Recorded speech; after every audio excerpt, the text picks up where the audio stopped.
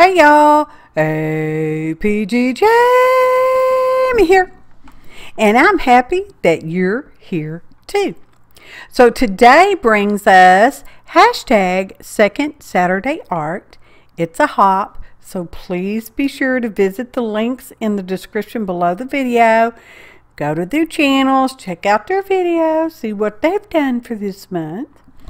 Our inspirational prompts were Sandwich Day, Princess Day, World Kindness Day, Candy Day, Turkeys, Sweater, Cabin, and it's Father's Day in the EU this month. And don't forget, we always have a wild card. So, it's going to be fast and furious, y'all. We get 10 minutes, okay? I went a little over this month. Went under last month, a little over this month. So we've stamped out an image. We die cut the image because that stamp set came with a die to cut her out. And there's a list of ingredients in the description below the links below the video. So we're coloring her up with Prisma pencils. And sometimes instead of using a white to blend the color to make it a little smoother looking, sometimes you have issues on cardstock. I love cardstock. Anyways, I will use a lighter color or a lighter shade of whatever color I'm using the pencil with, and in this case that's what I've done with the lips. I used a magenta and then I went over that with a pale pink. And I've used a teal on her uniform and going over that with a pale blue. You want to be sure you clean your pencil tips of the darker color so you don't get a darker color unexpectedly the next time you use your pale colors, okay? So now we're going to make her a bright yellow cap because, you know, she needs to be seen. She's a working girl. We need to make sure we can see her. So she gets a yellow cap, okay, headband. I don't know what it is, so yeah. I'm going to do some heat embossing. So I got out my mini pancake cooker turner maker thinger. It's a heater, y'all. Well, it heats up, okay? It's like a little oven. So I'm going over around her goggles and her lips with a Ranger emboss it pen, and we're using a Princess Gold and a clear embossing powder on the lips. So we're going to do that, and I like the embossing powders, y'all. Anyway, tamping it off. I did not use my anti-static, which I probably should have, but it worked okay this time. See, cleaning off the tip of that there pen, because they will pick up some of the ink you used or whatever coloring thing you use. Sometimes it will pick some of that up. And it just melted nice and easy and cleanly in the little pancake cooker if the item you're going to emboss on is small enough to kind of go in there. And now I'm using some glossy accents on the actual goggle, the clear glass part of her goggles, and to let that dry, I just kind of set it back inside the pancake cooker, did not close the lid, and that actually helped that to dry a little bit quicker, the heat up, you know, rising up from that. So now we've got these one of them, the pinky one there in the background, is a lightweight card, and the yellowish one there is actual paper. So I've trimmed them down to the predetermined size, and we're going to ink around them. I think I inked around most everything, not necessarily everything, just most everything. And there was something on there I was trying to wipe off. It didn't really come off, but that's okay. You don't notice it. You won't notice it, so don't. And we're going to ink around that just to kind of dull that bright white edge. And we did the inside as well, which is journaling space, y'all. And I decided I needed a piece of green. It may look yellow on your screen, but is a bright green. And I'm checking to see what size I want. So we're going to trim that down. And it's a cardstock as well.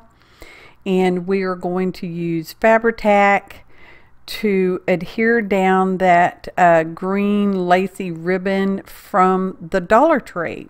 Okay, so here comes the fabriTac. We'll use that again later, the fabriTac that is, not the green lacy stuff. I like that. Next time I see it, I need to pick up some more of the green. I seem to use a lot of the green one. Well, I wouldn't say a lot, but you know, I use the green one often. More often than the cream colored one. Anyway, hair, had a hair on it, so I got it out. And just going to stick that on there, tamping it down with the silicone brush. And then I will trim off the edges because we don't need them. I tell you, it's fast and furious, y'all.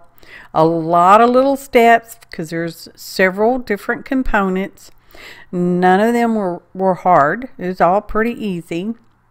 And this is a piece of this cardstock that we used to stamp the girl on. And I've got some washi tape. We're going to adhere around the edges. And I cut it to be a tag shape. Well, the top. Well, I guess it is tag shape because the bottom's, it's going to mimic the tag we're building on. Okay, which we've not quite got there, but you will see the assemblage part probably if you hang out. I hope you hang out. And when you go check out the other artists in this collaboration, I hope you leave them a kind comment. You like their video, you share their videos all across your platform. Makes a difference, y'all. Analytics likes kind comments. Just saying. I do too. Anywhoots, wrapping it around the edge because it's going to be, you know, basically a double-sided journaling spot. Or we can come back later on and decorate it more should we so desire. I mean, you know, there's no rules about it.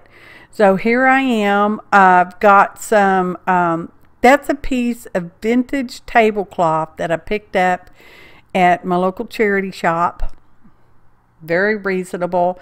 It had holes in it, but you know, as a mixed media junk journaler artist person like I am, I'm okay with the holes.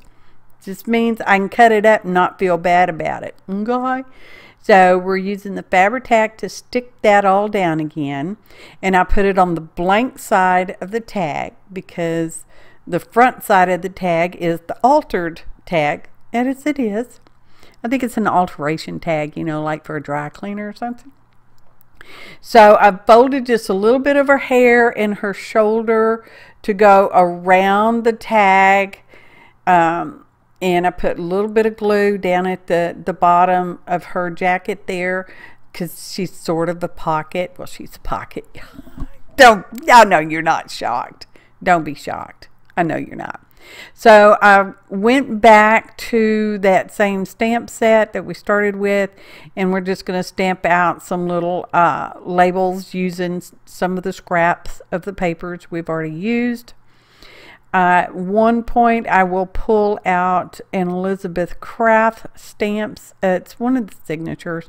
That information is below in the description, you know, the list of ingredients, and just stamp that around a little bit. And talking fast too. It's like, hurry up, hurry up. So let's glue down these now labels because they're labels. And I want, because basically I needed to cover up that little part I wrapped around, but that's what helps made my pocket. Okay, so that's kind of what the purpose of that. You know, one thing leads to another. Smoosh it all on there, burnish it down, get the glue going. Okay. Stamping my name in that little box. It was like perfect. And I added the word authentic up there at the top just because I did. So that was the front, and here's the back, or this could be the front. And see, it's a sandwich. That's your piece of bread. There's your lettuce. There's your cheese. There's your ham. And that lace back there's the mayonnaise. Ah! Ta-da! Photo montage.